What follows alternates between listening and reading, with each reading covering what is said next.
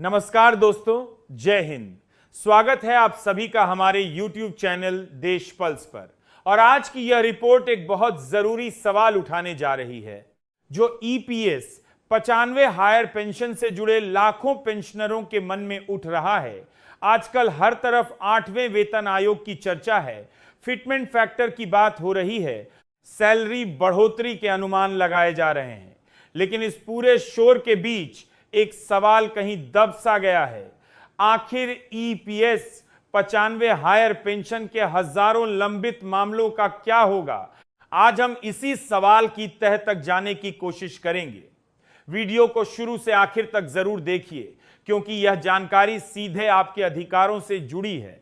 दोस्तों, शुरुआत में ही एक जिम्मेदार पत्रकार के तौर पर मैं यह स्पष्ट कर देना चाहता हूं, 8वां वेतन आयोग और EPS 95 हायर पेंशन यह दोनों अलग अलग विषय हैं, अलग अलग कानूनी और प्रशासनिक ढांचे के तहत आते हैं और इनके बीच कोई सीधा आधिकारिक जुड़ाव अभी तक घोषित नहीं किया गया है।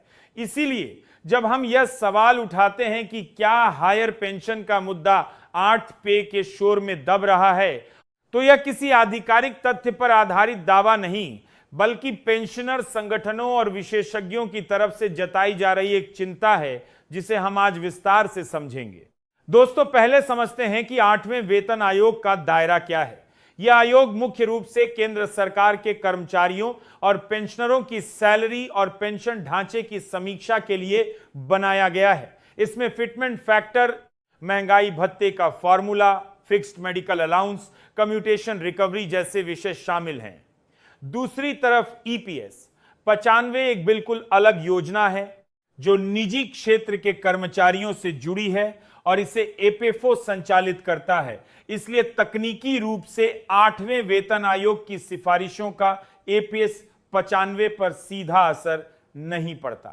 दोस्तों, यही वह बुनियादी वजह है जिसके चलते पेंशनर संगठनों को यह डर सता रहा है कि जब सारा सरकारी और मीडिया का ध्यान 8वें वेतन आयोग पर केंद्रित है तो कहीं EPS 95 हायर पेंशन का मुद्दा नीति निर्माताओं की प्राथमिकता सूची से पीछे न चला जाए।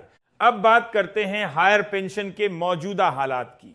दोस्तों, सुप्रीम कोर्ट के एक महत्वपूर्ण फैसले के बाद हायर पेंशन के लिए आवेदन करने वालों की संख्या बहुत बढ़ी थी। लाखों कर्मचारियों ने अपने वास्तविक वेतन के आधार पर पेंशन पाने के लिए आवेदन किया, लेकिन इसके बावजूद बड़ी संख्या में मामले अभी भी लंबित न पाने, नरमांतार, दार दो हैं। कई पेंशनरों की शिकायत है कि उनसे 20-25 साल पुराने सेवा रिकॉर्ड मांगे जा रहे हैं, जबकि जिन कंपनियों में वे काम करते थे वे अब बंद हो चुकी हैं। कुछ पेंशनरों ने डिमांड लेटर मिलने के बाद लाखों रुपए पेंशन फंड में ट्रांसफर भी करवा दिए, लेकिन इसके बावजूद बढ़ी हुई पेंशन का भुगतान अब भी शुरू नहीं हो पाया है। दोस्तों, पेंशनर संगठनों का कहना है कि यह मुद्दा जितना गंभीर है उतनी गंभीरता से इसे मीडिया और सरकार दोनों जगह जगह नहीं मिल रही।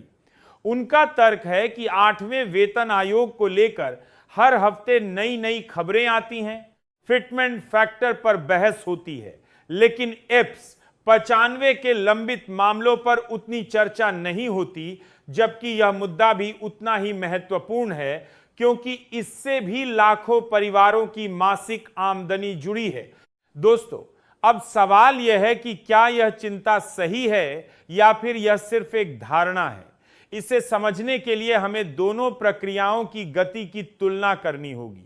8वें वेतन आयोग का गठन हो चुका है और इसकी सिफारिशों को लेकर लगातार बैठकें और चर्चाएं हो रही हैं। अलग अलग कर्मचारी संगठन अपने सुझाव आयोग के सामने रख रहे हैं। दूसरी तरफ EPS 95 हायर पेंशन के मामलों के निपटारे की गति अपेक्षाकृत धीमी बताई जा रही है और इसे लेकर कोई नई समयबद्ध कार्य योजना अभी तक सार्वजनिक रूप से घोषित नहीं हुई है।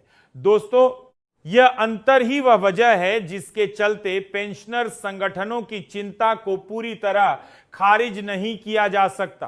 अब बात करते हैं 7,500 न्यूनतम पेंशन की मांग की, जो इस पूरी बहस से जुड़ा एक और महत्वपूर्ण पहलू है। दोस्तों, यह याद रखना जरूरी है कि यह मांग हायर पेंशन से अलग है।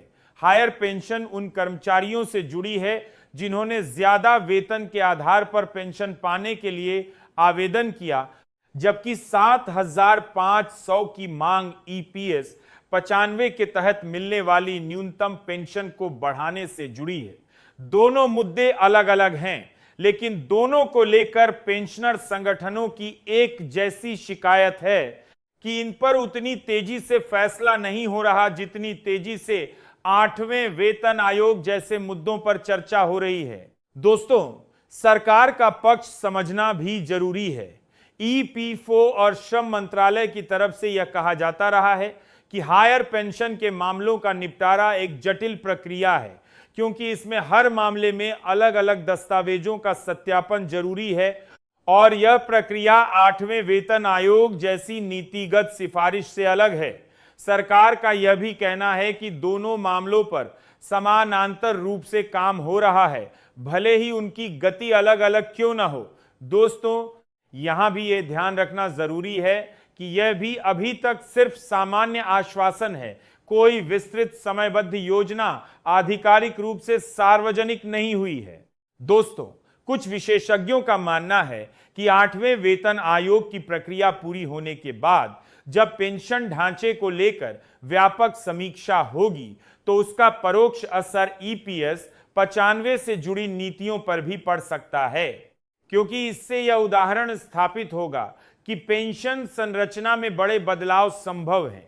हालांकि यह भी सिर्फ एक संभावना है, कोई आधिकारिक पुष्टि नहीं।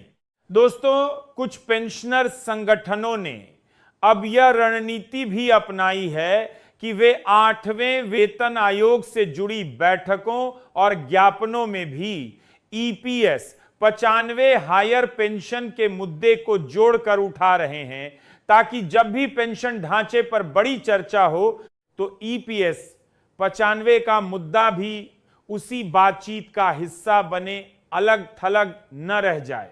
उनका मानना है कि अगर दोनों मुद्दों को साथ साथ उठाया जाए तो नीति निर्माताओं के लिए किसी एक को नजरअंदाज करना मुश्किल हो जाएगा। दोस्तों, यहां एक और दिलचस्प पहलू समझना जरूरी है। मीडिया कवरेज और नीतिगत प्राथमिकता के बीच का फर्क। जरूरी नहीं कि जिस मुद्दे पर सबसे ज्यादा वीडियो और खबरें बन रही हों वही सरकार की सबसे बड़ी प्राथमिकता भी हो। कई बार ऐसा होता है कि पर्दे के पीछे किसी मुद्दे पर काम चल रहा होता है, लेकिन उस पर उतनी चर्चा नहीं होती जितनी किसी और चर्चित विषय पर होती है, क्योंकि 8वें वेतन आयोग जैसे विषय से जुड़े आंकड़े और अनुमान आसानी से हेडलाइन बन जाते हैं, जबकि हायर पेंशन के लंबित मामलों की धीमी प्रशासनिक प्रक्रिया उतनी सुर्खियां नहीं बटोरती। दोस्तों, यही वजह है कि पेंशनर संगठनों की मांग है कि ईपीएफओ के सेंट्रल बोर्ड ऑफ ट्रस्टीज यानी सीबीटी की आगामी बैठकों में हायर पेंशन के मुद्दे को स्पष्ट रूप से प्राथमिकता के साथ एजेंडे में शामिल किया जाए, ताकि इसे भी उतनी ही औपचारिक गंभीरता मिले जितनी बड़े नीतिगत विषयों को मिलती है। दोस्तों, अब जरा सोचिए, जिन बुजुर्गों ने अपने जीवन के 30-35 साल इस देश की अर्थव्यवस्था को मजबूत करने में लगाए, वे आज भी अपने वाजिब हक के लिए इंतजार कर रहे हैं, जबकि नीति निर्माण की सुर्खियां किसी और मुद्दे पर केंद्रित हैं। यह स्थिति बेहद दुखद है, लेकिन यही वजह है कि पेंशनर संगठन लगातार यह मांग कर रहे हैं कि ईपीएस 95 हायर पेंशन के मुद्दे को भी उतनी ही प्राथमिकता और मीडिया कवरेज मिले जितनी 8वें वेतन आयोग को मिल रही है। दोस्तों, यह लड़ाई सिर्फ हायर पेंशन या 7,500 की रकम तक सीमित नहीं है। यह उस हर एक कर्मचारी के भविष्य से जुड़ी है जो आज अपनी सैलरी से नियमित रूप से पीएफ कटवा रहा है। इसीलिए देश पल्स की जिम्मेदारी है कि हम सिर्फ बड़ी सुर्खियों वाले मुद्दों को नहीं, बल्कि उन मुद्दों को भी उठाएं जो अक्सर पीछे छूट जाते हैं, बिना किसी अतिरंजना या डर के, सिर्फ तथ्यों के आधार पर। अब दोस्तों, आपकी राय जानना हमारे लिए बहुत जरूरी है। नीचे कमेंट बॉक्स में जरूर लिखिए ईपीएस 95 हायर पेंशन का मुद्दा भी उतना ही जरूरी है जितना 8वां वेतन आयोग। सरकार इसे नजरअंदाज न करे। अगर आपने भी हायर पेंशन के लिए आवेदन किया है और आपका मामला अभी लंबित है तो नीचे कमेंट में अपना अनुभव जरूर साझा कीजिए ताकि हम आने वाले वीडियो में इस मुद्दे को और गहराई से उठा सकें। अगर आपको यह जानकारी उपयोगी लगी हो तो वीडियो को लाइक जरूर करें, इसे अपने परिवार और पेंशनर साथियों के साथ शेयर करें और अगर आपने अभी तक देश पल्स को सब्सक्राइब नहीं किया है तो अभी सब्सक्राइब करके बेल आइकन दबा दें ताकि ये 95 हायर पेंशन, 8वें वेतन आयोग और 7,500 न्यूनतम पेंशन से जुड़ी हर सत्यापित अपडेट सबसे पहले आप तक पहुंचे।